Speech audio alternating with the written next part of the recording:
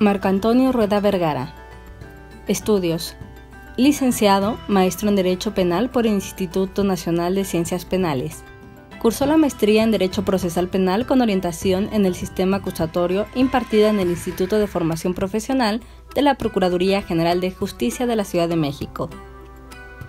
Es doctor en Derecho Constitucional por el Instituto Nacional de Estudios Superiores en Derecho Penal. Actividades académicas.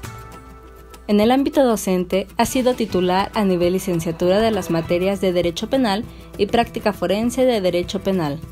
A nivel maestría, ha impartido cátedras tales como la de Seminario de Casos Prácticos en materia penal. Actividades laborales. Ha desempeñado diversos cargos en el Tribunal Superior de Justicia de la Ciudad de México, entre los que destacan: secretario de Acuerdos de Juzgado de Primera Instancia, secretario proyectista de Sala. Actualmente es juez primero de ejecución de sanciones penales del Sistema Procesal Penal Acusatorio. Consideraciones en torno al nuevo procedimiento de ejecución. El tema que vamos a tocar el día de hoy es las consideraciones en torno al nuevo procedimiento de ejecución. Considero bastante relevante en principio abordar el tema de la reforma constitucional. Es impensable hablar del juez de ejecución o de la judicialización en la ejecución de la pena sin mencionar evidentemente la reforma al texto constitucional del año 2008. Quizá es una de mis quejas como funcionario en la materia de ejecución, que siempre he pensado que el tema de ejecución fue hasta cierto punto olvidado en general por todas las instituciones del país. En ese sentido pareciera que fuera un tema de poca relevancia o de poca trascendencia para la consecución de la vida jurídica diaria. No es así. El propio legislador federal, el Congreso Constituyente, lo hace notar al establecer que el texto de los artículos, específicamente 18 y 21, eran necesarios reformar esos apartados. Esto en atención al nivel de complejidad que se presentaba en los centros penitenciarios. Por desgracia podría decir que se sigue presentando en esos centros penitenciarios. Esto por una parte, y por la otra en cuanto a avanzar en un modelo de reinserción social, dejando de lado el concepto de readaptación.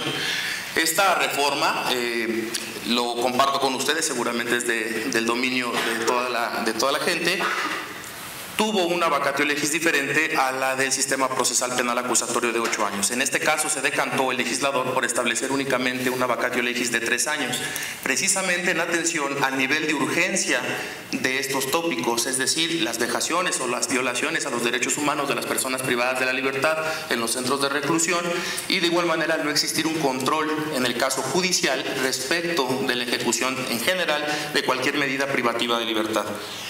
No obstante, a pesar de que esto fue una prioridad en el tema de la reforma constitucional, insisto, cada entidad de la República, tal cual fue el supuesto del inicio del sistema procesal penal acusatorio, en ese plazo de 3 años determinó la forma en que habría de dar cumplimiento al texto constitucional. Me refiero específicamente a 2 aspectos en este momento. El primero de ellos es el artículo 18 constitucional, que evoluciona del concepto readaptación hacia el de reinserción social. Ustedes conocen el concepto readaptación, parte de una postura quizá ya superada por el derecho en general en el mundo, sobre que la persona se concibe como una persona inadaptada y enferma, que como tal implica que una vez que comete un delito, la consecuencia jurídica, como todo enfermo, debe recibir un tratamiento para esa enfermedad. Este concepto se rebasa, se supera, y a través del texto del artículo 18 se opta ahora por el mecanismo de la reinserción social, que básicamente consiste en que el sujeto se concibe como una persona de derechos y obligaciones, y en esa medida no pueden ni deben suspenderse sus derechos más allá de las consideraciones realizadas en la propia sentencia. En ese sentido, adicionalmente a esta parte del texto constitucional, se modifica el texto del artículo 21 constitucional en el sentido de judicializar la ejecución de las penas. En alguna ocasión me preguntaba algún compañero sobre cuál era el fundamento legal de la existencia del juez de ejecución, porque no lo encontraba en el texto constitucional. No lo va a encontrar jamás, porque la reforma constitucional no especifica que tenga que existir un juez penal especializado en esta materia. Esto se obtiene de la interpretación sistemática del artículo 21 constitucional, en donde se establece, insisto, que la ejecución de la pena es parte ahora de la competencia de la autoridad judicial. De tal manera que se arrebata esta postura anteriormente desarrollada por el Poder Ejecutivo. La idea del legislador, me refiero del Congreso Constituyente, fue precisamente regular y establecer las bases a las cuales debe ceñirse el cumplimiento de cualquier medida privativa de libertad y muy especialmente de una pena de prisión. Es el caso que por eso fue el texto reformado con una vacatio legis de tan solo 3 años. En el año 2011, con el inicio del texto constitucional, me refiero al artículo 18 y 21, cada entidad de la República atendió en la medida de sus posibilidades y capacidades el inicio de vigencia de este texto constitucional. Y había básicamente dos temáticas que atender. La primera de ellas, implementar una nueva normatividad en materia de ejecución de sanciones penales, y la segunda de ellas es quizá la más trascendente o quizá la más compleja de atender, el destinar recursos y presupuesto para la especialización de los jueces que habrían de atender esta materia de ejecución de sanciones penales. Insisto, cada entidad de la República, con base en sus capacidades y sus necesidades, pretendió, y al menos en algunos casos se consiguió, atender al texto de esta reforma. Hasta aquí, en el caso de la Ciudad de México, ustedes conocen la historia, surge la Asamblea Legislativa, emite la Ley de Ejecución de Sanciones Penales y Reinserción Social, en la que se plasman una serie de derechos, me refiero en su parte sustantiva, como la parte procesal, es decir, el instrumento para materializar los derechos que esa propia normatividad establecía. No fue el caso de todas las entidades, y me refiero, por ejemplo, en este supuesto, a la Federación. La Federación, desatendiendo al mandato constitucional de modificar su legislación, siguió actuando con la Ley de Normas Mínimas sobre Readaptación Social de Sentenciados, que data, el TIP es desde el año 1971, y continuó dando cumplimiento a la ejecución de las sentencias bajo esa normatividad. Con esto quiero evidenciar mi postura en el sentido de que no se le ha prestado quizá la atención que la materia, en el caso en concreto, requiere. Al margen de esto, cada entidad, insisto, dio inicio a su legislación y concedió o creó una serie de mecanismos como lo son los beneficios penitenciarios. La problemática que surge en principio es que los beneficios penitenciarios fueron regulados y reglados por cada entidad con base en su propia consideración, es decir, cada ente legislativo determinó qué supuestos concedería para un beneficio penitenciario y qué supuestos no sería procedente, pero de igual manera los requisitos que cada persona tendría que acreditar para dar cumplimiento y acceder a ese mecanismo de beneficio penitenciario.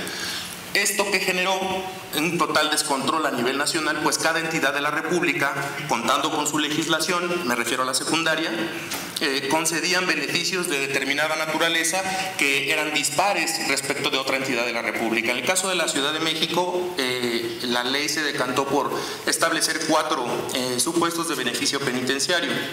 Uno de ellos, quizá el más popular en todo el país, en ese supuesto, es la remisión parcial de la pena. Pero sucedía que la remisión parcial de la pena, esto es la indicación de 2 jornadas de trabajo, remitirían, es decir, aniquilarían, acabarían, extinguirían un día de prisión. Tuvo sus bemoles incluso en la propia Ciudad de México. La interpretación sobre los alcances de ese beneficio de remisión parcial de la pena eran diversas.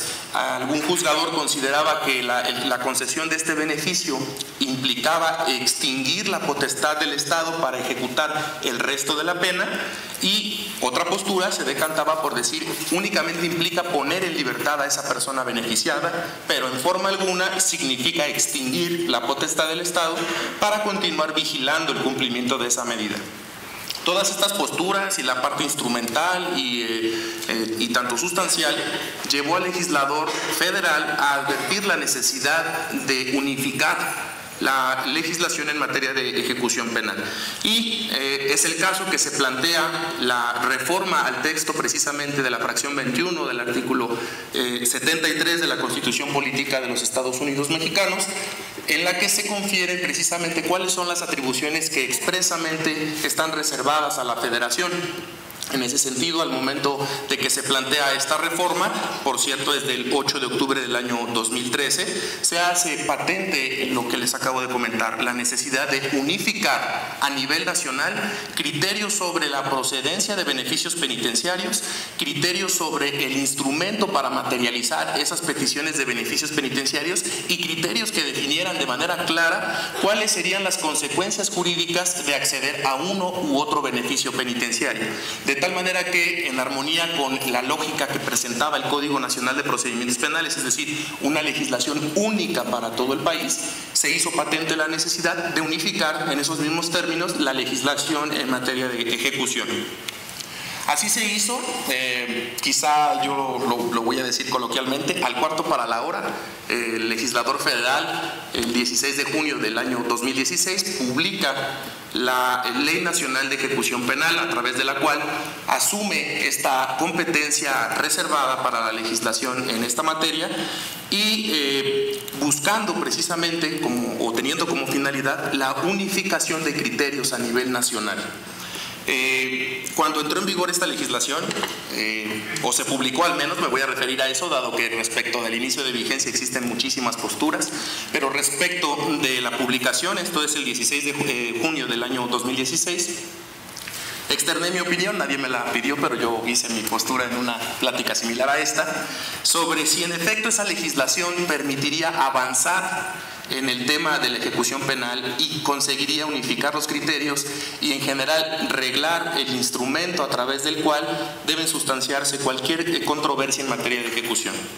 Hace 2 años lo dije, creo que no, creo que esa legislación no abona considerablemente, al menos si me refiero en este supuesto al caso de la Ciudad de México. La normatividad que existía en la Ciudad de México era de verdad impulsora de derechos humanos y de igual manera era clara en cuanto al procedimiento a seguir para sustanciar una petición, por ejemplo, de beneficio penitenciario. Por el contrario, la Ley Nacional de Ejecución Penal, en mi opinión, no abonó a unificar los criterios a nivel nacional y no solo a nivel nacional, incluso en el caso de la Ciudad de México, mis compañeros jueces no me dejarán mentir, se han presentado una serie de interpretaciones respecto de la normatividad antes citada que no permiten concluir en un avance que redunde en certidumbre jurídica para las partes procesales y muy especialmente para el sentenciado, que es quien busca tener certeza sobre la forma en que podría eventualmente acceder a un beneficio. En ese sentido, como virtud de la Ley Nacional de Ejecución Penal, no todo es malo.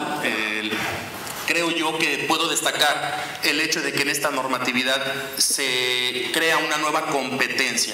Esa competencia que crea la Ley Nacional de Ejecución Penal es precisamente la tutela judicial efectiva, ordinaria, para las personas que se encuentran privadas de la libertad. Anteriormente, me refiero antes de la entrada en vigor de la Ley Nacional de Ejecución Penal, la tutela de los derechos de todas las personas que estaban sometidas a una forma de detención recaía específicamente a través del juicio de amparo indirecto en la materia penal. Es decir, si algún sentenciado o una persona que había sido sujeta de prisión preventiva se dolía de alguna violación a sus derechos con motivo de la ejecución de esa medida cautelar o de la pena de prisión, tenía que acudir necesariamente en vía de amparo indirecto para combatir las decisiones que se habían adoptado ahí. Pongo como ejemplo un traslado, que generalmente esto ocurre constantemente en los centros penitenciarios, y una persona que eventualmente sería trasladada y se le notificaba sobre esa determinación, el único mecanismo de impugnación judicial con el que contaba en ese momento era la vía extraordinaria, un amparo indirecto, para que evidentemente se atendiera su planteamiento. La Ley Nacional de Ejecución Penal se decanta ahora por crear que un juez, en el caso de ejecución, conozca de manera directa e inmediata sobre la determinación que adopte cualquier centro penitenciario o en general un sistema penitenciario respecto de las condiciones de internamiento de esa persona. De tal manera que eso me considero es un aspecto positivo que contempla la Ley Nacional de Ejecución Penal, pues redunda en que cualquier persona que se encuentre en esas condiciones de manera inmediata pueda accionar ante ante un juez y requerirle que se revise o que al menos se analice la decisión adoptada por el centro penitenciario, sin necesidad de agotar el juicio de amparo indirecto, o en todo caso dejando esta instancia para una cuestión de revisión de la actuación que lleve a cabo el juez de ejecución. En ese sentido, no soslayo y lo comparto con ustedes. Al día de la fecha existe un conflicto que no se ha resuelto por parte del Pleno de Circuito en este caso de la Ciudad de México, en el sentido de si una persona privada de la libertad que se duele de una afectación a sus derechos con motivo de esa restricción de libertad debe agotar en principio el procedimiento ante el juez de ejecución, o puede brincar ese procedimiento e ir directamente en amparo indirecto para reclamar esas violaciones. Insisto, al día de la fecha existe criterios encontrados, tanto tribunales colegiados de este circuito se han decantado por establecer que no es necesario agotar este procedimiento ante el juez de ejecución para acudir en amparo indirecto, pero también existen otros tribunales colegiados que han establecido la necesidad, como un principio de definitividad, agotar la instancia ante el juez de ejecución para, una vez que sea resuelto por parte del juez de ejecución, incluso mediante la interposición de un recurso ordinario, me refiero a la apelación, esta pueda ser impugnada en vía de amparo indirecto en un segundo momento. Al día de la fecha, insisto, no existe todavía una conclusión sobre este aspecto en particular. Sería un tema relevante a destacar. En cuanto se resuelva esta situación, podría yo compartir sobre si es necesario o no agotar. Mi opinión, desde ahora la adelanto, es que sí es necesario agotar. Esa fue la finalidad de la Ley Nacional de Ejecución Penal, que en principio se acuda ante un juez de carácter ordinario, este puede ser del foro común o federal, para que éste atienda las peticiones que está llevando a cabo el sentenciado, y solo a través de amparo indirecto combatir la determinación de ese juez o bien de los magistrados que revisen esa determinación del juez. Esta es, insisto, una de los grandes avances que, en mi opinión, aporta la Ley Nacional de Ejecución Penal, pero por el contrario, creo yo que hay muchísimos puntos en contra por parte de esta ley. Los destaco no en afán de crítica, sino simplemente de hacerlos notar con la finalidad de dar claridad en por qué considero que hay bastantes hierros en esta legislación. El primero de ellos, el inicio de vigencia de la normatividad. No me voy a meter en los aspectos transitorios de la normatividad. Cierto es que al día de la fecha, al parecer existen posturas, bueno, no afirmo, existen posturas. Una se decanta por señalar, la ley está en vigor desde el pasado 16 de junio de 2016. Otra de ellas dice, no, es necesaria la declaratoria. Otra postura del órgano legislativo. Otra postura dice, no es necesaria la declaratoria, debes de estar al máximo que establece noviembre del 2017 y noviembre del 2018. Y es el caso que al día de la fecha no tenemos certeza, al menos no por parte de una autoridad federal de interpretación respecto de estos tópicos, sobre si la ley nacional está íntegramente en vigor o solamente una parte de ella, y si está supeditada a la serie de interpretaciones que cada quien quiera realizar. Evidentemente esto atiende a la forma en que se aprobó y se publicó la Ley Nacional de Ejecución Penal, pues esos artículos transitorios pareciera que fueron redactados 5 o 6 meses antes de que se publicara, y eso es lo que derivó en esta complejidad sobre el régimen de transitoriedad. Adicionalmente, esto implicó la complicación sobre determinar si ciertos beneficios penitenciarios en efecto se encuentran o no vigentes a partir del 16 de junio del año 2016, y me refiero al caso concreto al de la libertad condicionada, en cuyo artículo expreso se establece la definición de este beneficio. En el régimen de transitoriedad se establece que ese artículo no está en vigor. Sin embargo, el resto de los numerales que regulan la concesión de ese beneficio ya está en vigor. Esto ya derivó incluso en la publicación de una tesis de jurisprudencia interpretando de que el beneficio de la libertad condicionada no puede estar en vigor dado el régimen de transitoriedad que ha establecido esta legislación. Esto, insisto, es para ejemplificar la serie de contratiempos que ha derivado en la interpretación del régimen de los artículos transitorios de esta disposición. Adicionalmente, los procedimientos que regula la Ley Nacional de Ejecución Penal son poco claros, y eso ha derivado también en incertidumbre no solo para las personas sentenciadas o sujetas a una medida cautelar de prisión preventiva, sino en general para los operadores, y en ellos me incluyo, dado que existen muchas interpretaciones de mis compañeros jueces, varios de ellos aquí presentes, en razón de cuáles son los procedimientos que deben sustanciarse para atender o no determinadas peticiones de las partes partes procesales. Este tema precisamente será aterrizado cuando estudiemos precisamente el aspecto de procedimiento per se de ejecución. Adicionalmente a esto, ha derivado, y no solo en la Ciudad de México, a nivel nacional, en conflictos competenciales entre jueces de ejecución, esto en razón del centro penitenciario en que se encuentran recluidos, cual establece la Ley Nacional de Ejecución Penal, pero de igual manera ahora se han presentado, caso de la Ciudad de México y caso de todo el país, conflictos competenciales entre jueces de control y jueces de ejecución. Esto derivado del contenido del artículo 117 de la Ley Nacional de Ejecución Penal, que plantea la posibilidad de que la persona privada de la libertad, sin distinguir si se trata de un sentenciado o de una persona sujeta a medida cautelar, tiene derechos establecidos y puede plantear en esa medida controversias. ¿Quién debe conocer de una controversia de internamiento que se deriva de una aplicación de una medida cautelar? ¿El juez de control que impuso la medida cautelar o el juez de ejecución, que es quien se encarga de vigilar esas medidas? El problema es que esta interpretación se destaca del artículo 117, insisto, de la Ley Nacional. Establece claramente que según corresponda será atendido por uno u otro juzgador.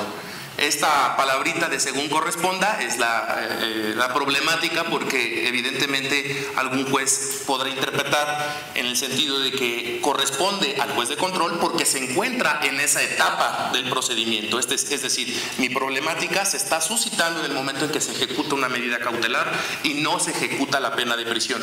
En ese sentido, tú, juez de control, debes de conocer expresamente de esa controversia planteada por la persona sujeta a medida cautelar. En el otro supuesto, podría argumentar el juez de control, no es el caso, la medida de ejecución debe ser atendida por parte del juez de ejecución, hablando de este derecho penal de ejecución, y sobre esta base, a quien corresponde conocer de la controversia planteada por una persona sujeta a medida cautelar, lo es el juez de ejecución. Al día de la fecha, insisto, existen incluso conflictos competenciales ya planteados, caso de la Ciudad de México, pero en general en todo el país, y lo puedo afirmar así precisamente porque en los congresos que se han organizado, los jueces de ejecución plantean esta serie de conflictos. Adicionalmente, la Ley Nacional de Ejecución Penal se olvida por completo de las personas que están dando cumplimiento a una sentencia, pero no necesariamente se encuentran restringidas de su derecho humano a la libertad. Es el caso de todas las personas que han sido beneficiadas con un mecanismo penitenciario de libertad anticipada, o bien en aquellos casos en los que, encontrándose en los rangos que marca el Código Penal, se les ha concedido algún sustitutivo de la pena o algún beneficio gracias a la suspensión condicional de la ejecución de la pena. El día de hoy entablé comunicación precisamente a la subsecretaria del Sistema Penitenciario para advertir el volumen de personas que se encuentran actualmente en libertad, pero que están sometidas a la ejecución de un fallo.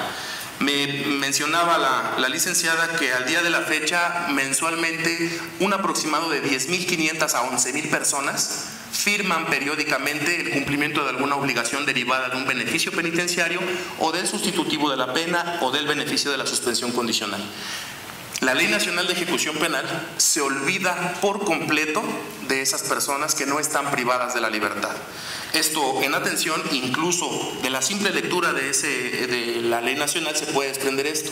Si ustedes consultan su legislación, el artículo 9 de esa normatividad establece los derechos de las personas privadas de la libertad, pero en ningún momento hay un catálogo de derechos para las personas que, siendo sentenciados, no están privados de la libertad. Son 11.000 posibilidades de petición de controversia o de atención de alguna solicitud por parte de esos sentenciados que no están siendo atendidas o que no serían atendidas si nos ceñimos expresamente al procedimiento que marca la Ley Nacional de Ejecución Penal. Evidentemente esto me parece grave, dado que, insisto, la ley nacional aspiraba a unificar de manera nacional el procedimiento a seguir para la ejecución de una pena, no solo cuando se encuentra privada de la libertad, sino en general de cualquier pena que haya sido impuesta y en el supuesto que el sentenciado se encuentre en libertad. Y en ese sentido lo digo respetuosamente, pero sí de manera muy puntual. Si bien es cierto que existieron trabajos para la elaboración de la Ley Nacional de Ejecución Penal, alguna persona por ahí me comentaba que pareciera que previo a la publicación de la legislación nacional se lanzó al cielo cada proyecto o cada postura y lo que quedara dentro del escritorio es lo que se iba a aprobar, y así ocurrió. No sé si a esos niveles, pero por desgracia sí hay francas contradicciones, plenas contradicciones en el texto de la legislación, y eso, lejos de abonar a lo que pretendía, ha redundado en esta serie de interpretaciones por parte de los operadores. En ese sentido, para justificar esta opinión que les estoy compartiendo, voy a hablar brevemente, no más de 5 minutos, del procedimiento que contemplaba la Ley de Ejecución de Sanciones Penales y de Reinserción Social, con la finalidad de abordar en comparación el tema previsto en la Ley Nacional de Ejecución Penal. En ese sentido, en principio destaco, respecto de la Ley de Reinserción, existía básicamente 2 procedimientos. El primero de ellos era la recepción, el envío y la recepción de la sentencia hacia el juez de ejecución. El envío por parte de un juez de control, o bien la recepción por parte o bien de tribunal de enjuiciamiento, y la recepción de esta sentencia, sea por abreviado o sea por tribunal de enjuiciamiento, por parte del juez de ejecución. Desde ahora destaco una virtud de la Ley de Ejecución de Sanciones Penales y Reinserción Social, que ya evidentemente no se encuentra en vigor, por encima de la Ley Nacional de Ejecución Penal. Sucede que cuando se dictaba la sentencia, hubiese sido en abreviado o a través de tribunal de enjuiciamiento, una vez que causaba firmeza esa determinación, el juez de control o el tribunal de enjuiciamiento conservaban en ese momento jurisdicción para que, si el sentenciado que estaba privado de su libertad deseaba acceder de manera inmediata, y así lo establecía la ley, a un mecanismo de sustitución o de suspensión condicional de la ejecución de la pena, el juez de control tenía expresamente facultad para poner en libertad a esa persona, para ordenar su acogimiento al sustitutivo o al beneficio de la suspensión condicional, sin necesidad de enviar esa petición a un juez de ejecución, con las dilaciones que evidentemente ello implica. En ese sentido, la Ley Nacional de Ejecución Penal no hace pronunciamiento para concederle la facultad al juez sentenciador respecto a tener por acogido o no a un sentenciado a un mecanismo que, insisto, ya fue concedido en sentencia y cuya sentencia ha quedado firme. En esa misma línea de argumentación, la Ley Nacional de Ejecución Penal se decanta por hacer un procedimiento mucho más escrito, lo vamos a ver en adelante, mucho más escrito que el que incluso podría contemplar la Ley de Reinserción Social. Retomando, la Ley de Reinserción contemplaba entonces 2 procedimientos, el de envío y recepción de sentencia.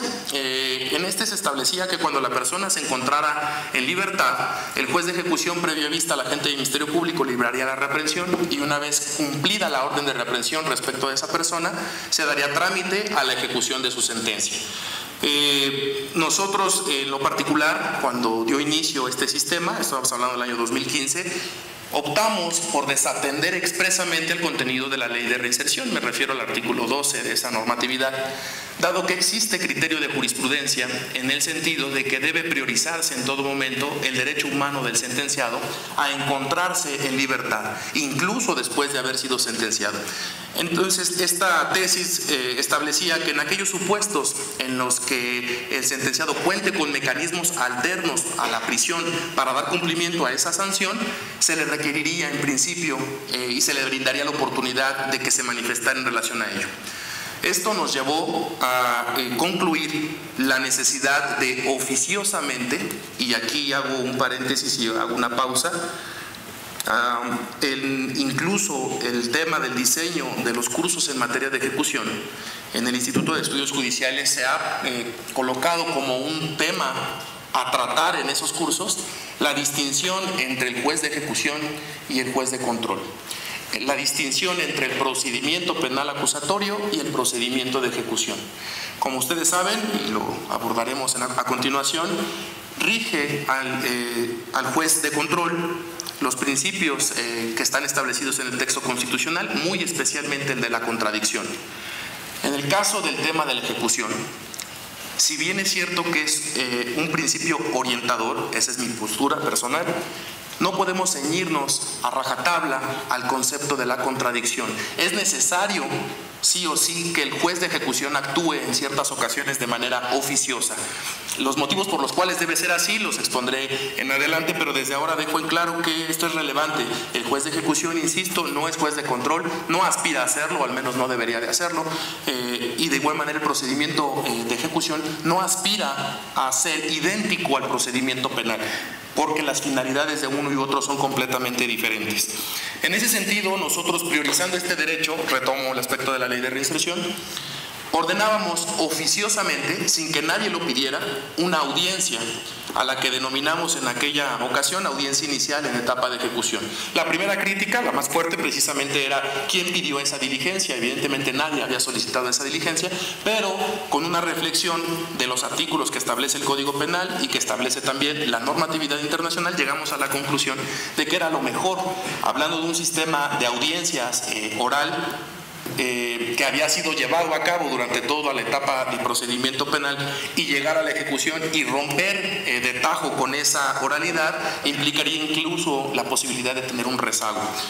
Adoptamos esta postura y en consecuencia generábamos la diligencia. En la audiencia se requería a la persona sentenciada si optaba por uno u otro mecanismo, pero ya se encontraba debidamente asistido por su defensor. Después de eso se fijaban de manera verbal, que además las reglas de las Naciones Unidas sobre medidas no privativas de libertad expresamente establecen la obligación de fijar de manera verbal, de comunicarle a la persona sentenciada la existencia de las condiciones en las que va a encontrarse para la vigencia de ese mecanismo de sustitución o de suspensión condicional. Celebrábamos aquella diligencia y punto final. El sentenciado quedaba bajo los efectos de ese mecanismo o quedaba privado de su libertad, cualquiera que fuera el supuesto, y hasta ahí con ese procedimiento inicial. Respecto del segundo gran procedimiento que contemplaba la ley de reinserción, lo era precisamente el inherente a cualquier incidencia que durante la ejecución de una pena pudiera presentarse. Por ejemplo, el hecho de que algún sentenciado, encontrándose privado de su libertad, solicitara su traslado a otro centro penitenciario más próximo a su domicilio, en términos del artículo 18 constitucional, y esa incidencia se tenía que atender con un solo procedimiento. Pero cualquier otra incidencia, la que en esos momentos venga a su mente, la cuantificación de la reparación del daño, la concesión de un beneficio penitenciario o cualquier, insisto, cualquier otro supuesto, encajaban perfectamente en el procedimiento establecido en el artículo 14 y siguientes de la ley de reinserción. En ese sentido, la ley de reinserción era muy clara, solo tenía un procedimiento para el envío y recepción de la sentencia, y dos, un procedimiento para cualquier incidencia, cualquier situación que se presentara en el desarrollo de la ejecución. En el caso, la Ley Nacional de Ejecución Penal, la Ley Nacional de Ejecución Penal contempla no solo dos procedimientos, sino que contempla básicamente 4. Alguien podrá decir incluso hay un procedimiento adicional, el quinto, de justicia terapéutica, no será materia de análisis obviamente por cuestiones de tiempo. Contempla un procedimiento de ejecución, un trámite de ejecución, un procedimiento administrativo y un procedimiento jurisdiccional. Y por ahí hay algo más que se llama controversias ante el juez de ejecución. En ese sentido voy a explicar sintéticamente el contenido del procedimiento número 13, el procedimiento administrativo. Es esta tutela que les mencionaba hace unos momentos. El sentenciado que se encuentre restringido de su libertad tiene de manera inmediata acceso a la tutela judicial cuando se trate de cuestiones urgentes que, de no atenderse en ese momento, quedarían sin materia sus peticiones. Pero además tiene atención por parte del centro penitenciario a través de este procedimiento administrativo sobre cualquier cuestión inherente al internamiento. Esto es, si el sentenciado tiene una queja porque el día de hoy le fue suspendida su visita, de manera inmediata puede solicitar a través de este procedimiento administrativo la revisión de este aspecto en particular ante el centro penitenciario. Si esa determinación le es desfavorable, puede impugnarla, y en vía de revisión el juez de ejecución es el encargado de conocer de esa impugnación. Pero en el supuesto de que esa condicionante sea urgente, y pongo como ejemplo que el sentenciado padezca de una enfermedad que es grave y que está condicionando incluso su vida, para lo cual solicita de manera inmediata su traslado a un centro hospitalario de la Ciudad de México y esta le es negada, de manera urgente podría acudir, incluso sin necesidad de agotar la petición ante el centro penitenciario, ante el juez de ejecución, quien con base en las reglas que establece ese procedimiento podría ordenar la suspensión con sus aspectos positivo y negativo, e incluso podría comprender el traslado, la orden del juez de trasladar de manera inmediata a esa persona sentenciada hacia un centro hospitalario para recibir la atención que al efecto requiera. Ese es el procedimiento administrativo, esos son sus contenidos. Básicamente puede existir muchísimas tipos de posibilidades. No me centro en el mismo porque quiero retomar el aspecto precisamente del trámite de ejecución que precisa el punto número 2 y el procedimiento de ejecución. Básicamente el procedimiento de ejecución se refiere al envío que debe de hacer el juez de control o tribunal de enjuiciamiento tanto de la persona sentenciada como de la sentencia respectiva. Se establecen reglas procesales, no viene el caso en ese momento a ahondar más en ello.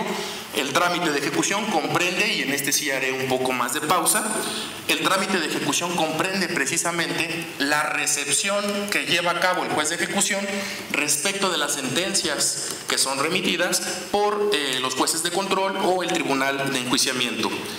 Y se modifica sustancialmente o considerablemente el procedimiento que hasta antes de su entrada en vigor estábamos llevando. Retomando, les recuerdo, realizábamos una audiencia inicial en etapa de ejecución para atender cualquier petición y ejecutar ese fallo. La Ley Nacional de Ejecución Penal, artículos 100 a 106, en lo inherente al trámite de ejecución, establece básicamente 3 supuestos. El primero de ellos es en el que el sentenciado se encuentra privado de la libertad. Entonces el juez que remite esa sentencia, además de remitir la sentencia, tiene que poner a disposición del sentenciado, al sentenciado lo tiene que poner a disposición del juez de ejecución en el interior del centro en el que evidentemente se encuentra esa persona privada de la libertad. Sobre ese particular no hay mayor pronunciamiento, lo que deriva es la aplicación de un plan de actividades a partir de ese momento, al tratarse ya de una persona sentenciada, y evidentemente queda a la disposición del juez de ejecución para la tramitación de cualquier otra incidencia. Voy a hacer especial énfasis en los 2 siguientes rubros. El siguiente es: el sentenciado se encuentra en libertad, es sentenciado, encontrado penalmente responsable de la comisión de un delito y se le impone una pena que permite que el sentenciado acceda o a una sustitución en cualquiera de las modalidades que establece el Código Penal o a un beneficio de suspensión condicional de la ejecución de la pena. En ese supuesto, la Ley Nacional de Ejecución Penal establece que el juez de ejecución, una vez que recepcione esa petición, tiene que conceder un plazo de 3 días hábiles para que el sentenciado se pronuncie sobre si habrá o no de hacer uso de esos mecanismos. De igual manera, en esos mismos plazos, en ese mismo plazo de 3 días, se pronuncie sobre la designación de un defensor. Y por último, en lo particular, en caso de que no lo haga, en este supuesto, se ordenará su reaprehensión. Siguiente supuesto: el sentenciado se encuentra en libertad, no le fue concedido ningún mecanismo de sustitución o de suspensión y en consecuencia la ley marca que se le otorga únicamente 5 días hábiles para que de manera voluntaria pueda internarse en el centro de reclusión. Voy a plantear las preguntas a continuación respecto de esta temática. En principio estamos advirtiendo que se trata netamente de un proceso escrito. Se olvida de cualquier audiencia, de cualquier requerimiento.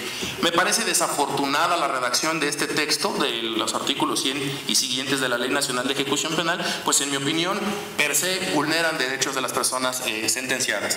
En principio, el hecho de que la ley nacional establezca que a la persona que se encuentra en libertad se le va a otorgar un plazo de 3 días para que designe defensor, implicaría entonces, o esa pareciera ser la interpretación, que si la designación del defensor se realiza después de estos 3 días, al ser extemporánea, ya no podría realizarse.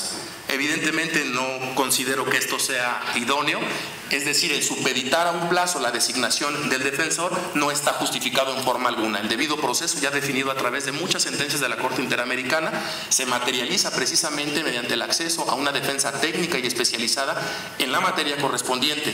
Si el sentenciado durante el plazo de 3 días que marca la ley nacional no tiene defensor, eventualmente en un futuro podría invocar reposiciones de procedimiento, pues incluso durante ese plazo de 3 días está transcurriendo la posibilidad de que él decida cuál de los mecanismos es por el que va a optar para dar cumplimiento a la pena privativa de libertad. Me parece desafortunado. Me parece desafortunado también que, insisto, la designación del defensor quede supeditada a un plazo de 3 días. Me preguntaría yo, y creo que también ya me lo han preguntado, bueno, y si a mí como juez de ejecución alguien en el día 4 me dice quiero designar a este defensor, le digo no porque estás fuera de los 3 días. ¿A alguien le parecería esto congruente o adecuado? Creo que a ningún juzgador, a ningún operador le parecería esto adecuado. Por último, la decisión de optar por un mecanismo de sustitución o de suspensión condicional es trascendente. Un sentenciado debe tener claras cuáles son las reglas del juego a las que se va a ceñir a partir del acogimiento o a un sustitutivo o a un beneficio de suspensión condicional. Si no tiene claras esas reglas y si no hay una persona que previamente lo haya asesorado sobre los alcances de una u otra figura, posteriormente, y ya sucedió, invocará que no tenía conocimiento pleno sobre cuáles eran esos alcances, cuáles eran las reglas del juego, en base a qué él podía o no gozar de este mecanismo. Con relación al tercer supuesto, me refiero en particular si el sentenciado en libertad no tiene beneficios y se le concede un plazo de 5 días. En principio, faltaría ver qué sentenciado de manera voluntaria puede internarse sabiendo que no tiene beneficios. Se los comparto, estando yo en justicia de paz, sí llegó a suceder que, existiendo una garantía por libertad provisional bajo caución, la persona prefería no perder ese numerario, que le fuera entregado a alguna persona de su confianza e internarse voluntariamente. Pero esto yo en los 8 años que trabajé en un juzgado de delitos no graves ocurrió solamente en 2 ocasiones. Entonces, este supuesto en particular creo que pues prácticamente será letra muerta.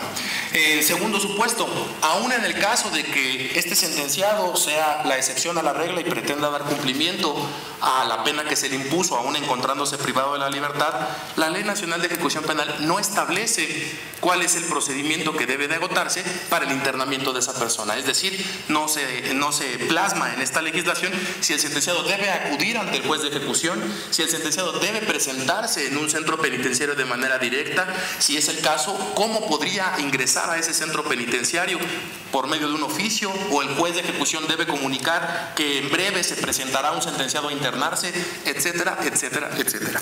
Y por último, en lo relativo a que en el caso de que, y ahí me refiero a los 2 supuestos, sentenciado en libertad con beneficios y sentenciado en libertad sin beneficios, en el caso de que en un supuesto no se manifieste por el mecanismo de sustitución o en el otro no se interne voluntariamente, la ley marca que el juez, o que procederá de manera inmediata, señala la ley nacional, la orden de reaprehensión en contra de esa persona sentenciada.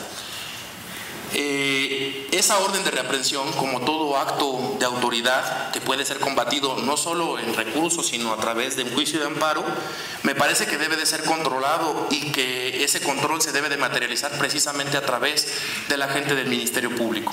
La Ley Nacional de Ejecución Penal no exige que, como jueces de ejecución, fenecidos estos plazos, 3 días para que opte por un mecanismo o 5 días para que se interne voluntariamente, no exige que el juez de ejecución dé vista o dé intervención al agente del Ministerio Público y éste pida la orden de reaprehensión.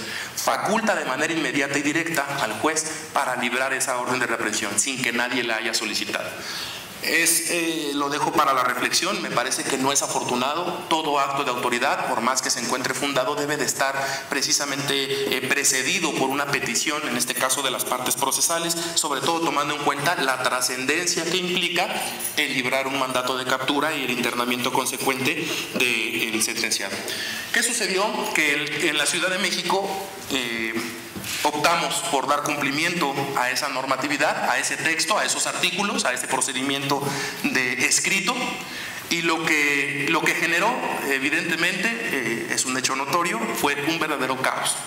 Los sentenciados, en algunos casos, no conocían la existencia de un plazo que se les haya concedido para pronunciarse sobre la sustitución o la suspensión condicional. Los sentenciados, en algunos otros casos, conocían el derecho, planteaban su petición, pero su petición era incompleta. Es decir, yo, sentenciado, opto por un mecanismo de sustitución de tratamiento en libertad, pero respecto de la pena de multa no decía yo absolutamente nada. Respecto de la suspensión de derechos políticos tampoco. Respecto de la reparación del daño no pagaba la misma. ¿Qué generó esto? Mayor carga, una bola de nieve que iba creciendo conforme transcurría el tiempo. Por último, en el caso de algunos sentenciados, optaban por un mecanismo en concreto, la suspensión condicional o el sustitutivo de tratamiento en libertad. Ya estando en la ejecución de ese mecanismo, es decir, ya encontrándose dando cumplimiento a ese sustitutivo o a ese beneficio, incumplían. No se presentaban, no atendían precisamente a las reglas que son fijadas en ese acuerdo, y cuando venía el informe de la institución penitenciaria sobre el incumplimiento del sentenciado, lo que ocurría era precisamente que el sentenciado invocaba que no conocía cuáles eran las reglas bajo las cuales se encontraba su situación jurídica.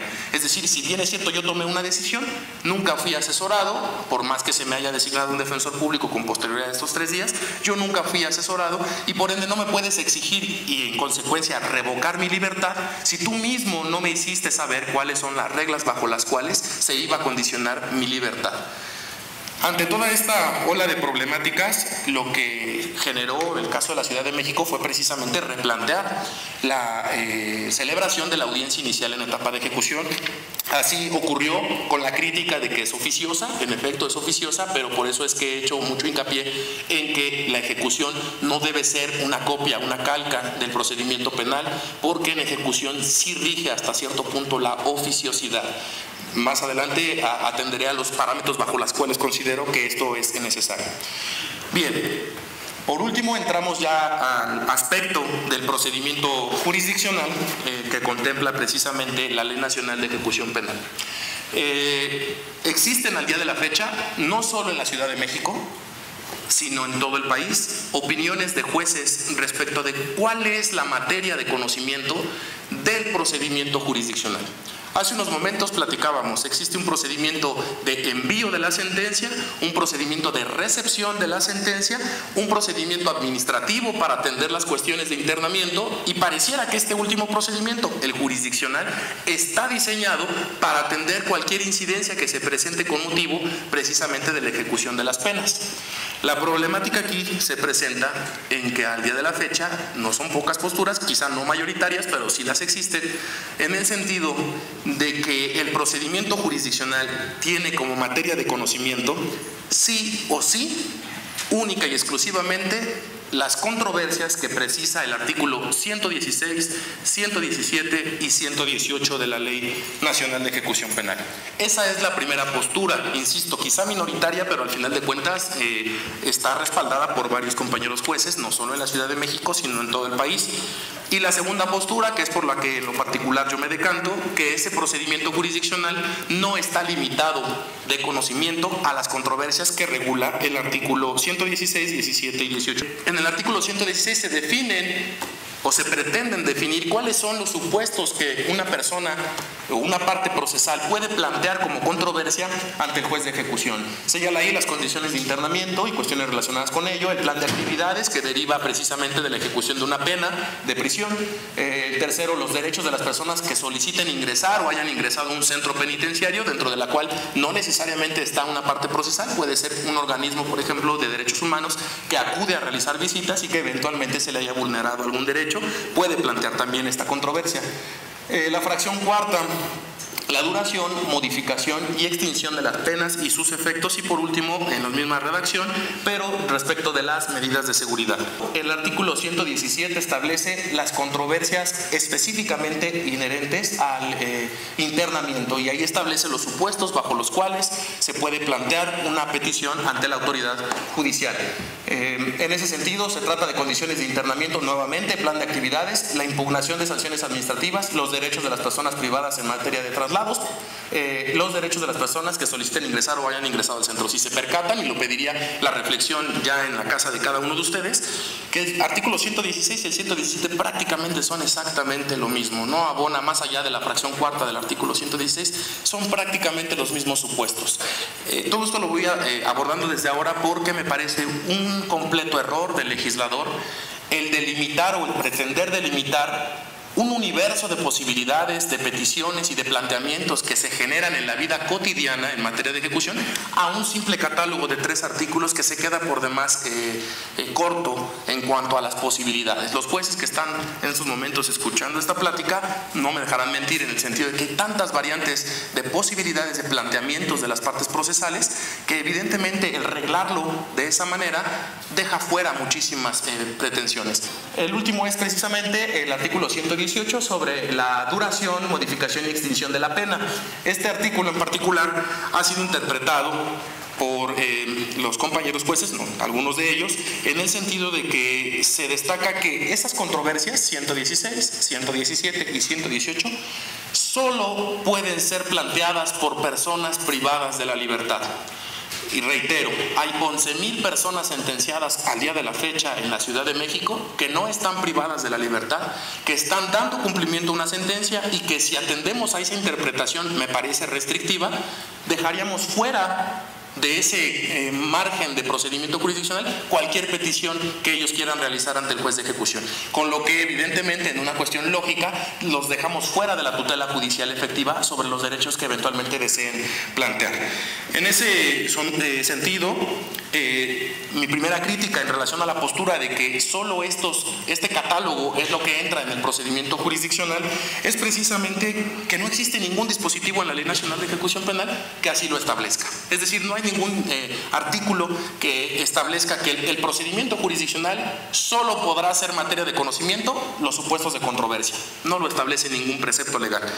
El dejarlo fuera implicaría, insisto, que cualquier situación planteada por una persona no privada de la libertad deba ser atendida por el juez de ejecución de dos maneras. La primera de ellas sería aplicar en términos del artículo 8 de la Ley Nacional supletoriamente el Código Nacional de Procedimientos Penales con las complicaciones que eso implica, porque el Código Nacional está diseñado para otro concepto completamente diferente que no es la ejecución penal, o dos, que es por desgracia en mi opinión la postura que se está adoptando por algunos juzgadores, insisto, a nivel nacional, en el caso de la Ciudad de México también es el supuesto, esta postura que se decanta por de manera particular o a criterio o consideración de cada juzgador, establecer cuáles son los plazos o cuál es el procedimiento que debe de seguirse para atender esas peticiones. Esto evidentemente es grave porque lejos de darle certidumbre jurídica a la persona que está formando parte de alguna relación procesal, no solamente me refiero al sentenciado, sino en general a los ministerios públicos o a las fiscalías o a los defensores públicos o a la víctima o al asesor, quedan completamente supeditadas al argumento u opinión que en lo personal cada juzgador pueda tener respecto de esa petición. Es decir, los dejamos sin proceso, los dejamos sin derecho procesal para atender esas peticiones. Ambas posturas, ambas situaciones, remitirse al Código Nacional o bien inventar, porque no hay otra palabra, inventar reglas procesales no escritas, implicaría evidentemente violentar los derechos de las personas. Me parece, insisto, que es un error tener un catálogo de controversias y en ese sentido, para ejemplificar lo anterior, me voy a permitir compartir con ustedes ejemplos sobre por qué no es pertinente decir que solo lo que esté reglado en esos artículos entra o debe entrar en supuesto de controversia. Estos tres casos en concreto no están previstos, al menos no expresamente como lo requiere la postura de interpretar esta situación en forma restrictiva por parte de esos artículos. Perdón. El primero de ellos dice la revocación de un sustitutivo penal y de un beneficio de suspensión condicional. Si ustedes leen en sus casas el contenido del artículo 116, 117 y 118, no van a encontrar una sola de esas fracciones, una sola que se refiera a la posibilidad de revocar un sustitutivo penal ni el beneficio de la suspensión condicional. Si esta interpretación restrictiva se materializa, implicaría que el día de hoy la petición que me realizó la Fiscalía para revocar la libertad de una persona sentenciada que ha incumplido con las condiciones que se le fijaron en su mecanismo de suspensión condicional no puede ser atendida bajo estas reglas de procedimiento jurisdiccional. Y en todo caso yo tendría que inventar las reglas o bien remitirme al Código Nacional de Procedimientos Penales. ¿Qué va a generar? Incertidumbre jurídica que sin duda alguna, siendo yo sentenciado, impugnaría. Evidentemente, si yo controlo el procedimiento, me refiero desde mi punto particular de vista, penalista, como juez, yo llevo a las partes por donde quiero que las partes vayan promoviendo, y es decir, arbitrariamente otorgo un plazo de 3 días y a la contraparte un plazo de 3 días y después resuelvo en la misma audiencia o 2 días después, o no llevo audiencia y lo resuelvo en forma escrita.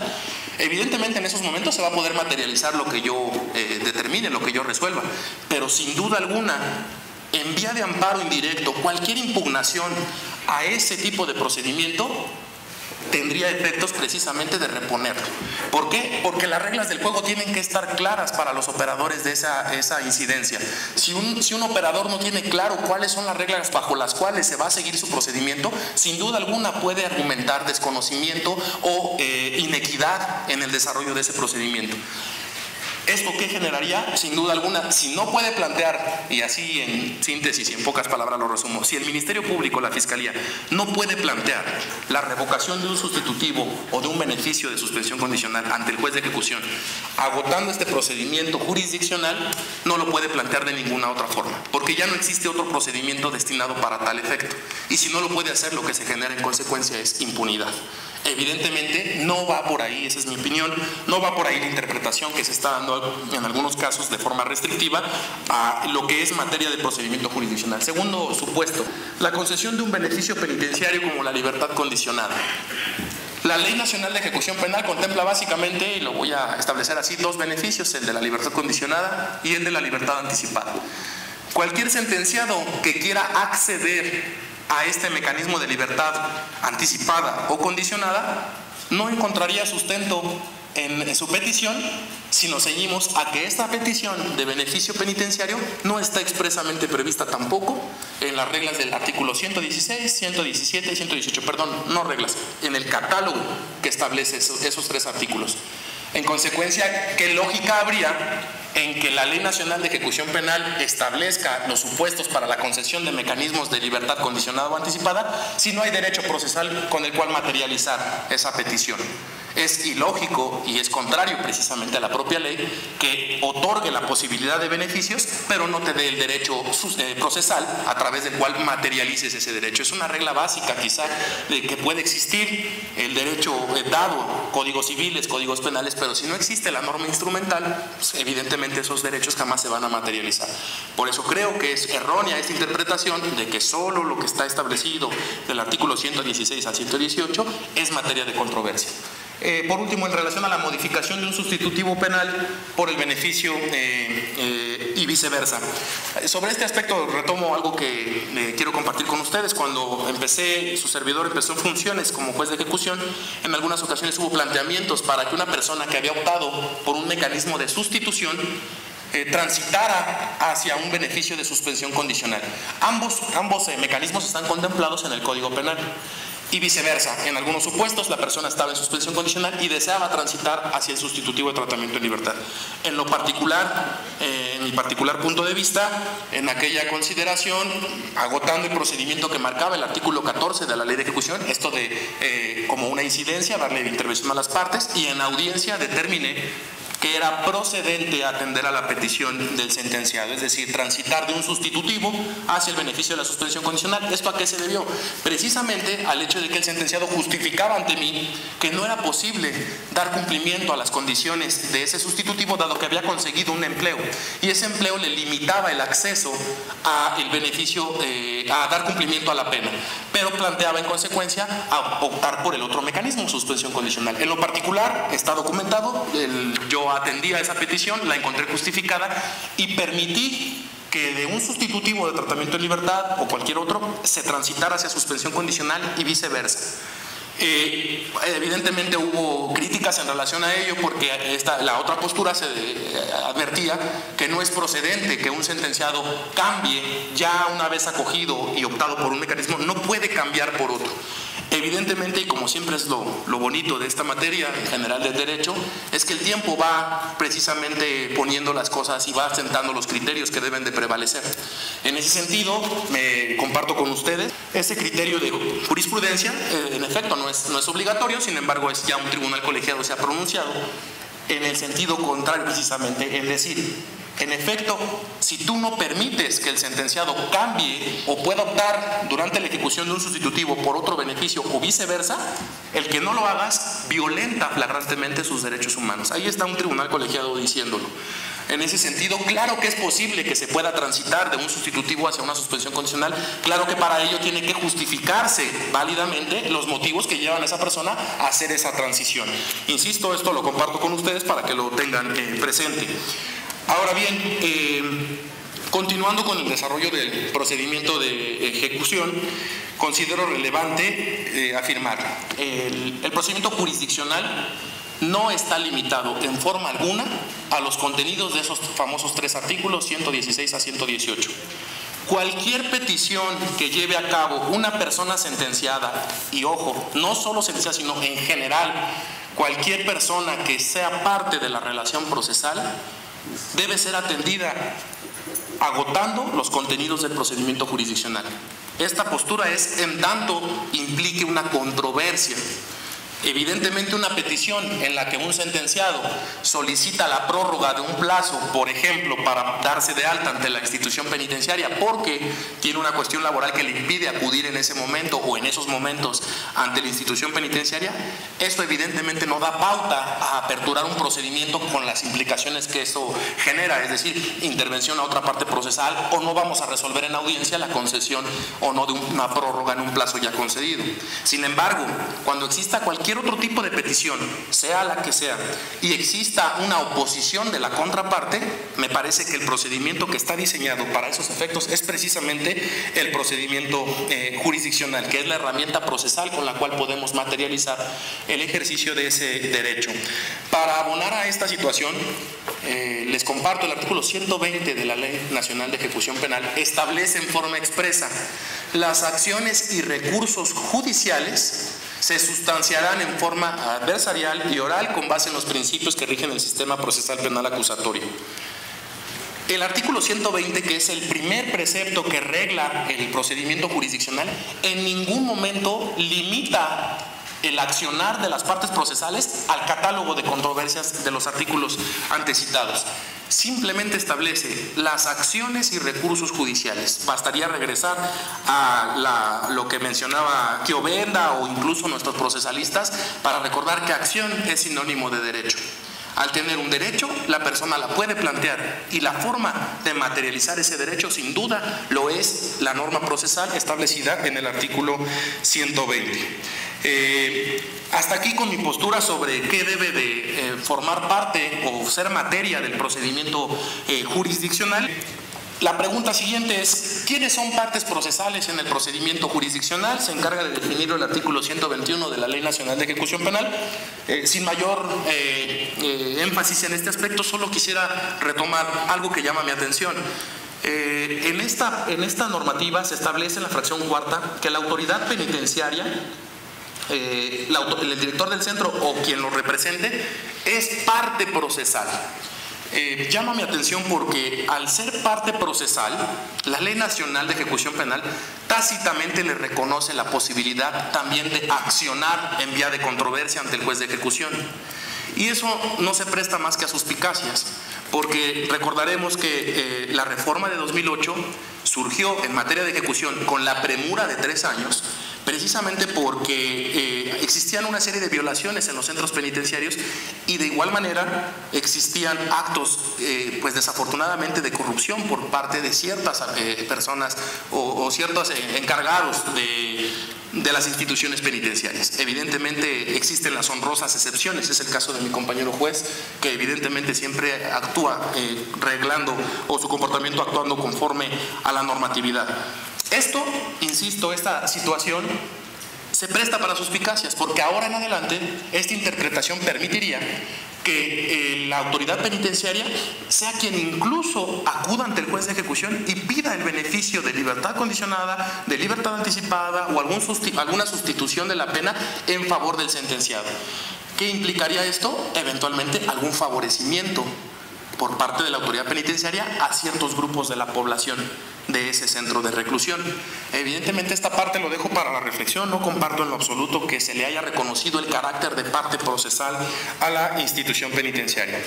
Voy a ser muy sintético por la cuestión del tiempo respecto del procedimiento a seguir. Es muy sencillo, simplemente se hace el planteamiento, la petición ante el juez de ejecución. Este tiene tres opciones: admitir, prevenir o desechar. En el caso de prevención, se le notifica al promovente que tiene 72 horas precisamente para desahogar esa prevención, con el supuesto de que si no desahoga la prevención, lo pertinente sería desechar ese planteamiento.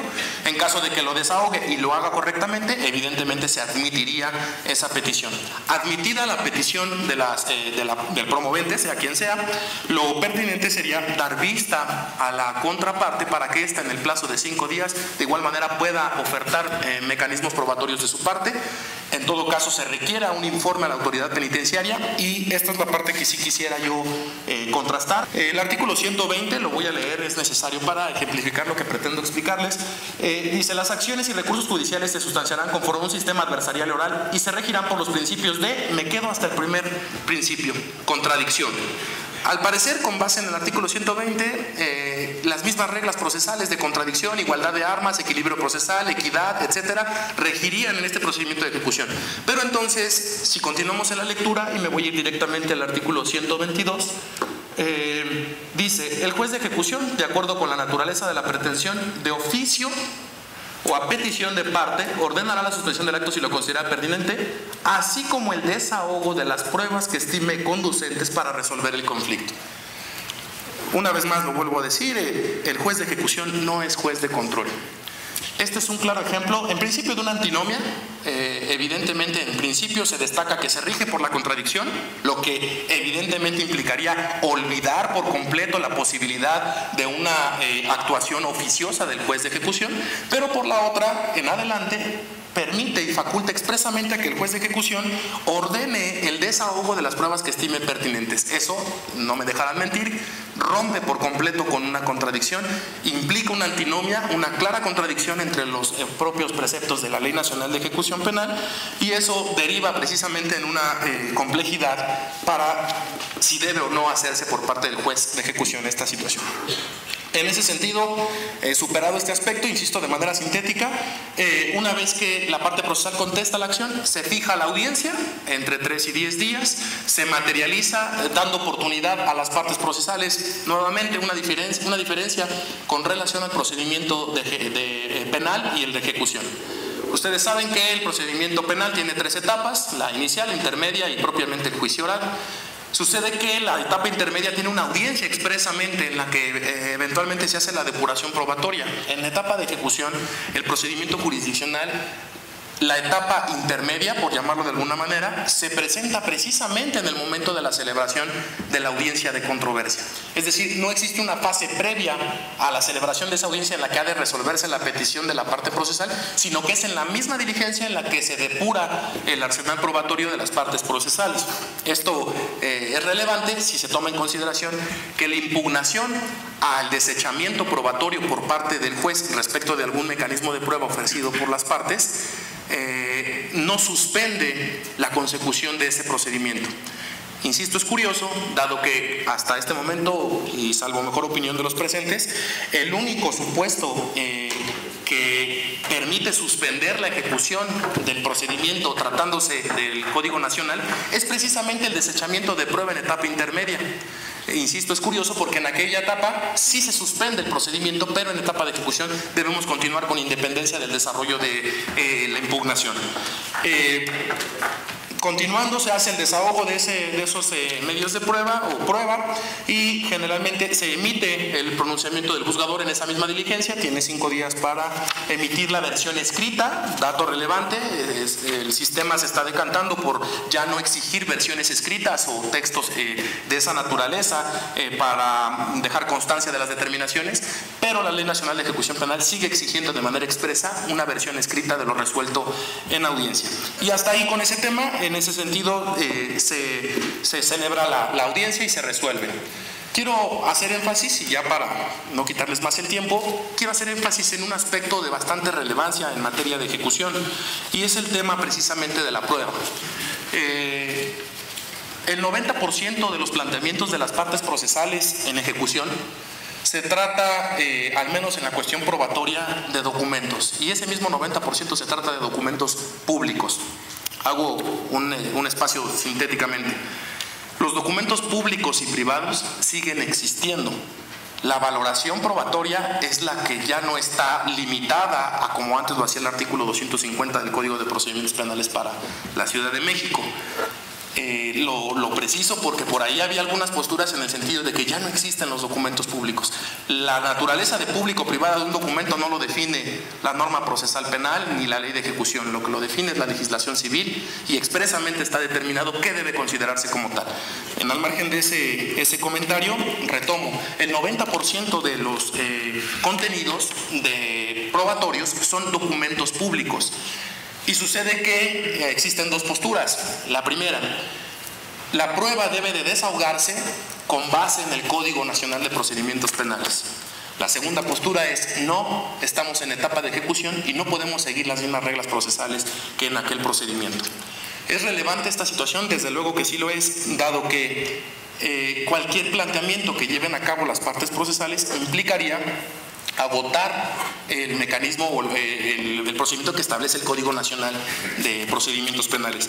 Y esto es, la incorporación de un documento debe realizarse no por sí misma, sino acreditarlo, y después de acreditarlo, su incorporación debe ser realizada por medio de la persona que puede informar de su contenido. Es decir, tendríamos que llamar en la medida de lo posible a la persona que suscribe ese documento para que él nos informe sobre qué está hablando ese documento, que lo haga en la audiencia. En el caso de ejecución, pareciera que en un principio no existe problemática en ese sentido, porque únicamente bastaría, y pongo un ejemplo, el sentenciado incumple con las condiciones y se manda a llamar a la institución penitenciaria. Emite un informe, la incorporación de ese documento con base en el Código Nacional implicaría mandar llamar a la persona que suscribe ese informe. Esto no implicaría mayor problemática más allá del desarrollo de la audiencia, pero sí se complica en el momento en el que ese informe, que es base para la acción planteada por una parte procesal, no es único. Es decir, ese informe se emitió en esa carpeta de ejecución, pero a su vez se emitió en otras 60 carpetas de ejecución o en otras 70 carpetas de ejecución. Lo que implicaría, y voy a hacer un ejercicio básicamente de números, actualmente somos 27 jueces del nuevo sistema, me refiero a la ejecución. Promedio aproximadamente cada juzgador preside de 12 a 14 audiencias por semana. Esto puede variar evidentemente dependiendo de las cargas de trabajo. De ser este el número, si multiplicamos el número de jueces por el número de audiencias, cada semana estaríamos por encima de 300 audiencias celebradas en materia de ejecución, de las cuales, voy a decir un número pequeño, el 10%, es decir, 30 audiencias de esas 300, son inherentes a una solicitud de revisión del sustitutivo o de la suspensión condicional de la ejecución de la pena. Si este es el caso, yo pregunto, ¿cómo es que materialmente puedo exigirle al director de control y seguimiento de sentenciados en libertad, quien suscribe los 30 documentos que dieron pauta a esas 30 audiencias, que se presenten las 30 audiencias para incorporar el documento a través de su persona?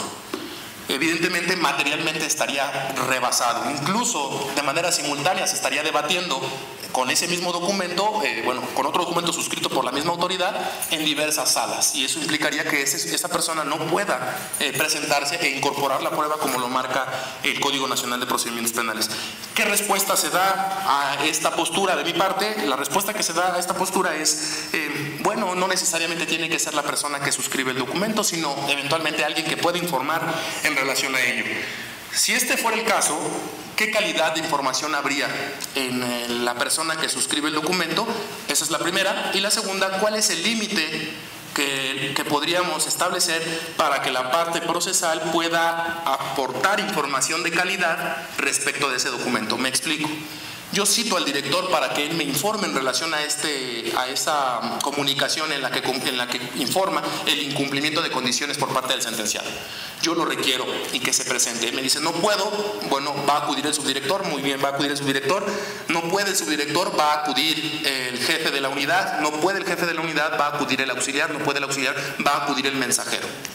¿Cuál es la calidad de información que se tiene, con todo respeto y no por denostar la función, respecto a una persona que únicamente se encarga de entregar el documento ante la autoridad judicial con respecto a su contenido y alcances? Evidentemente no la hay, es nula, es inexistente. Me parece desafortunado este concepto. Cuando planteo esta respuesta, viene el siguiente planteamiento. Bueno, entonces lo que podemos hacer es incorporar este documento a través de la persona sentenciada. Muy bien, partamos en consecuencia que en principio la persona sentenciada se va a presentar a la audiencia. Estamos hablando de una revisión de sustitutivo o de suspensión condicional en la que la persona sentenciada generalmente ya está evadida. La mando llamar y no se presenta. ¿Cómo incorporo el documento? Segundo supuesto, siendo más positivos, la mando llamar y sí se presenta, pero no quiere declarar. ¿Cómo incorporo el documento? Tercer supuesto, y de igual manera más siendo positivos, mando llamar a la persona para incorporar ese documento, el sentenciado se presenta, el sentenciado quiere hacer sus exposiciones, pero el sentenciado conoce la calificación jurídica de esa nueva sentencia que pesa en su contra. Él me podrá indicar en dónde está previsto la circunstancia agravante, calificativa o de pandilla, que derivada de la cual yo puedo revocarle la libertad al haber cometido un nuevo delito. El sentenciado sabrá cuáles son los preceptos legales, si fue por acción, si fue por una omisión, si es culposo, si es doloso. Evidentemente no. En consecuencia, ¿qué sucede? Pierde calidad nuevamente la información que en todo caso pueda aportar el sentenciado. Hasta aquí con la cuestión de los documentos me refería a los informes de la autoridad penitenciaria. Voy a prácticamente concluir. Respecto de la incorporación de los documentos públicos, mencionaba hace 2 segundos, una persona sentenciada se acoge al beneficio de la suspensión condicional de la ejecución de la pena, está dando cumplimiento a sus firmas programadas, esas fueron las obligaciones que se le fijaron, y el día de hoy llega un informe de la autoridad penitenciaria en el que me indica que un juez de ejecución de otra unidad o de otra unidad, el caso de la Ciudad de México, le ha informado que ese sentenciado fue nuevamente encontrado penalmente responsable por un hecho posterior a esta carpeta y que en consecuencia advierte que ha incumplido con alguna de las obligaciones, que era abstenerse de cometer un nuevo delito, y que tanto en el sustitutivo como en la suspensión condicional son requisitos indispensables el no delinquir nuevamente. La incorporación de ese documento con base en el Código Nacional de Procedimientos Penales y con esta postura de que tiene que ser así, tendría que ser llevada a cabo por parte del juez de ejecución y citar a qué persona para que se pueda incorporar ese documento: al juez de control o al tribunal de enjuiciamiento que dictó ese fallo. Pero entonces, si tiene que ser así, no solo tendría que ser al juez, tendría que ser a los magistrados que confirmaron esa determinación. Y eso no implicaría solamente en el fuero común. Si la sentencia es de fuero federal, pues hay que llamar al juez federal y hay que llamar a los magistrados del tribunal unitario para que también nos vengan a informar sobre el contenido de ese documento. Yo me pregunto, ¿esta será la solución? ¿Esa es la única forma de incorporar estos medios probatorios o esos elementos de convicción al juez para que éste resuelva? Lo llevo al absurdo y ya me sucedió en una audiencia y por eso es que no comparto esta postura. Cuando yo presido la audiencia, hay una petición de la Fiscalía para revocar, idéntico supuesto, el beneficio de la suspensión condicional porque este sujeto incumplió ya con las condiciones al haber sido sentenciado nuevamente por otro hecho delictivo. Sucede que uno de los elementos en los cuales se va a fundar el agente del Ministerio Público para hacerme notar que hay un incumplimiento a las obligaciones es una resolución que se dictó en la audiencia inicial en etapa de ejecución. En esa audiencia inicial en etapa de ejecución se le dijo al sentenciado: estas son tus obligaciones y son causas de revocación. 1, que tú incumplas con estas obligaciones, o 2, seas sentenciado nuevamente por un delito. Les reitero, en ejecución se requiere versión escrita de lo ahí resuelto. En lo particular, ante mí, esa persona optó por el mecanismo de la suspensión condicional de la ejecución de la pena y yo en lo personal, como juzgador, fui quien le comunicó cuáles eran las causas de revocación. El fiscal ofrece como medio de convicción esa versión escrita de la resolución que yo emití hace 6 meses para tenerlo por acogido. Y entonces yo pregunto, para incorporar la versión escrita de esa audiencia, yo tendría que bajarme del estrado y ponerme en el área de testigos para que se pueda incorporar el documento por medio de mi persona, y terminando la incorporación de ese documento me suba nuevamente al estrado para resolver. ¿Esto suena lógico? ¿A alguien le suena lógico? Evidentemente, en lo particular no, aunque respeto otras posturas y que sí las hay y que incluso llegan a estos tópicos, no las comparto en lo absoluto. Y en consecuencia, ¿cuál sería la solución para esto? Porque no se trata únicamente de advertir aspectos negativos. En principio, en mi postura personal, se trata de documentos públicos. Los documentos públicos siguen existiendo, eso no ha desaparecido, los documentos públicos siguen existiendo. La valoración es la que no está vinculada a un régimen tasado. Es decir, el juez puede otorgar o no eficacia probatoria o darle el alcance que la parte procesal le quiera dar a ese elemento de convicción, pero no es que no exista un documento público. El documento público sigue existiendo y así lo será en tanto la legislación civil no lo modifique. En segundo, la mayoría de las veces esta información ya consta en la carpeta de ejecución. La mayoría de las veces esta información ya consta en la carpeta de ejecución. Incluso en la mayoría de ellos ya se le ha notificado a las partes procesales el contenido de esa información. Si es una nueva sentencia, ya se le ha notificado que existe una nueva sentencia. Si es un informe de incumplimiento, ya se le ha notificado que existe un informe de incumplimiento. Es decir, ya existe un conocimiento previo de las partes procesales en general respecto del contenido de esa información. Y tres, en algunos casos, si no diría yo más que el 90% de ellos, esa información fue solicitada por el propio juez. Es decir, cuando optamos por acoger a una persona a un mecanismo, se requiere a la institución penitenciaria y le requerimos: infórmame en caso de que este señor sea nuevamente sentenciado o que incumpla con una de sus obligaciones. Cuando la comunicación llega al juez de ejecución, está dirigida al juez de ejecución, no está dirigida a nadie más que al juez de ejecución. Sería impensable afirmar que yo recibí el informe, yo voy a presidir la audiencia y diga: no conozco el informe, no sé qué dice ese informe y no lo incorporaste adecuadamente. Partiendo de estos supuestos, mi opinión sería que no se trata per se ni siquiera de elementos probatorios, y me refiero específicamente a los documentos públicos que derivan de la tramitación de ejecución. Se trata precisamente, en todo caso, de elementos de convicción de manera genérica que pueden ser referenciados, y así en mi opinión debe ser, en cuanto a su identificación. Es decir, la parte procesal lo que tiene que hacer es identificar la existencia de ese documento, es una sentencia, la fecha de esa sentencia, quién suscribe esa sentencia y cuál es el contenido lotoral de esa sentencia.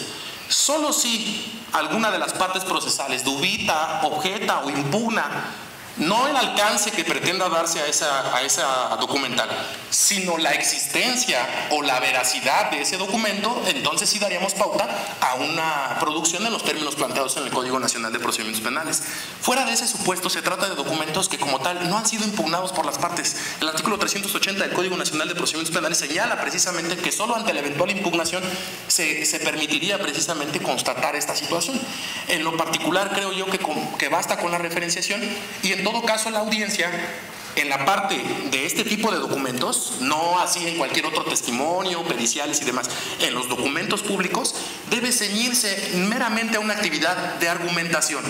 Es decir, el sentenciado, la fiscalía advierte: existe una nueva sentencia, su señoría, aquí está, eso es un hecho notorio, podríamos partir de ese concepto y ahorita vamos a tocar el aspecto. Eso es un hecho notorio, y el alcance que yo pretendo dar a este documento es que sea suficiente para que usted revoque este beneficio.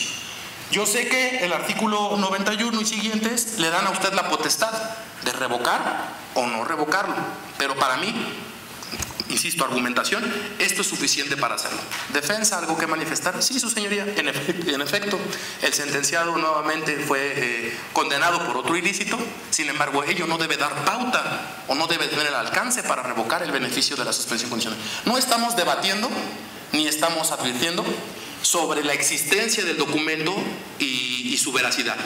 Lo que estamos debatiendo es el alcance que puede tener para el juez de ejecución ese documento y la postura que cada parte procesal evidentemente va a tener con relación a él. Esa es mi opinión en lo particular.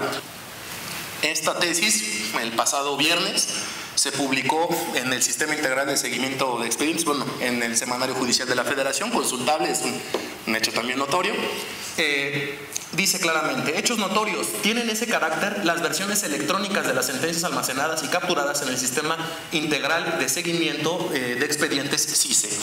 Este sistema evidentemente pertenece al Poder Judicial de la Federación. Per se no existe un sistema de acceso público en el caso de la Ciudad de México para, o al menos no está del todo en operación, porque existe un sistema de control de seguimiento de expedientes. Sin embargo, no sería incluso público, se necesitaría ser parte procesal y demás.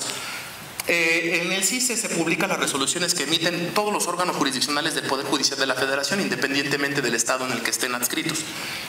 La parte final de esta tesis establece claramente lo anterior, con independencia de que la resolución invocada como hecho notorio haya sido emitida por un órgano jurisdiccional diferente de aquel que resuelve. Lo que yo quiero tomar de esta tesis, que cayó, me parece, como anillo al dedo, porque se publicó apenas el viernes, es evidentemente no podremos contar como jueces con hechos notorios respecto del CICE, o al menos no a nivel de foro común. Pero lo que sí quiero es retomar el fondo de ese planteamiento. ¿Qué es el fondo de ese planteamiento? Que las resoluciones de otros tribunales son derecho, es la norma individualizada. Esa norma como tal, y ustedes lo saben, el derecho no es susceptible de probarse. Al menos el derecho nacional no. El derecho extranjero evidentemente daría pauta a ser probado, pero el derecho nacional no es susceptible de prueba. Una sentencia es derecho porque es la norma individualizada.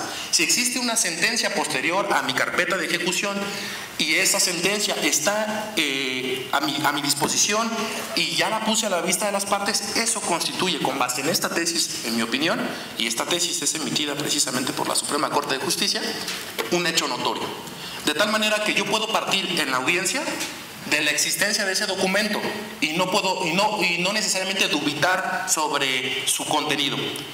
El argumento será precisamente el que las partes procesales quieran llevar hacia el juez de ejecución para darle el alcance a ese documento. Es decir, yo partiría del hecho de existe una nueva sentencia y tengo por probado como un hecho notorio que usted, señor, fue nuevamente sentenciado por un hecho delictivo.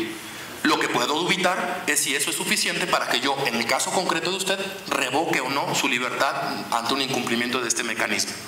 Espero ser claro en esta situación sobre el alcance de la complejidad que implica en la prueba en materia de ejecución y todas estas cuestiones materiales e incluso, en mi opinión, jurídicas que implican no poderse ceñir expresamente a lo que dice el Código Nacional de Procedimientos Penales. Y para concluir, ya no cansarlos más en esta tarde, en relación al procedimiento penal tiene varias finalidades. Una de ellas es el esclarecimiento de los hechos. Eso implica que el procedimiento penal aspira a indagar lo que sucedió, a indagar cuál fue el hecho y cómo se llevó a cabo. El procedimiento penal tiene presunciones legales, todas ellas juris tantum, una de ellas precisamente la presunción de inocencia que opera en favor de la persona imputada. Esa presunción de que no cometió el hecho delictivo. El procedimiento penal se rige sí o sí por la contradicción e incluso solo ante el eventual supuesto de que el juez advierta una flagrante violación a un derecho humano de la persona imputada, podría intervenir. Pero no puede ir en contra de la contradicción, no puede ordenar oficiosamente la producción de ningún mecanismo probatorio, no puede suplir, incluso ante la deficiencia del defensor, lo que tiene que hacer es designar a una persona que coadyuve en la defensa ante la negativa del imputado a designar a otro defensor. Pero no puede reemplazarlo, es decir, la contradicción es el principio rector del procedimiento penal. Por el contrario, en materia de ejecución, el procedimiento de ejecución se basa o se funda en hechos probados, en la existencia de la norma individualizada llamada sentencia, que ha quedado firme y que por ende es ejecutable en los términos por el interés público que la sociedad tiene en que se dé cumplimiento a ese ordenamiento. Segundo, en el procedimiento de ejecución ya no existe ninguna presunción en favor, menos aún del sentenciado. No existe una presunción de inocencia, contrario a lo que algunos opinan. Este principio queda relevado en el momento en que la sentencia dictada en su contra queda firme y agotado el sistema jurídico que le otorga la Ciudad de México, puede ser incluso a través del amparo directo, se le niega ese amparo, esa persona quedó relevada en el aspecto de su presunción de inocencia. En ejecución no existe presunción, al menos no en ese aspecto, respecto que deba favorecer al sentenciado. Y por último, En la ejecución, en efecto, debe privilegiarse la contradicción, sin embargo, siempre debe estarse a la oficiosidad que requiere el cumplimiento de un fallo condenatorio que ha sido emitido por parte de otra autoridad judicial. Desatender al contenido de una sentencia firme y que pasó precisamente por el plazo o por la revisión de un tribunal de alzada o incluso por un tribunal colegiado, implicaría entonces que cuando sea remitida la sentencia, el juez de ejecución tenga facultades para basarse en lo que considere pertinente y desatender a la pena de prisión o desatender a los mecanismos ahí concedidos. El juez de ejecución tiene esa limitante. No puede ir más allá de lo que se establece en la sentencia firme, con la excepción, evidentemente, de que un hecho posterior modifique las circunstancias que llevaron a ese juzgador a concluir en ese sentido. Por ejemplo, si el sentenciado es encontrado penalmente responsable de un ilícito y la pena impuesta es de 6 años, pero con motivo de la etapa de ejecución y ya durante la ejecución de esa pena, se modifica el tipo penal y esto implica realizar también una modificación en la pena que se le impuso, de tal manera que ahora la pena no sea de 6 años, sino de 4 o de 5, eventualmente cobraría vigencia la posibilidad de conceder un mecanismo de sustitución y suspensión condicional. Y en ese supuesto, evidentemente, ante una reforma normativa, el juez podría atender esos planteamientos. No antes, dado que, insisto, la cosa juzgada ha sido definida por la Suprema Corte como una de las instituciones jurídicas de este país.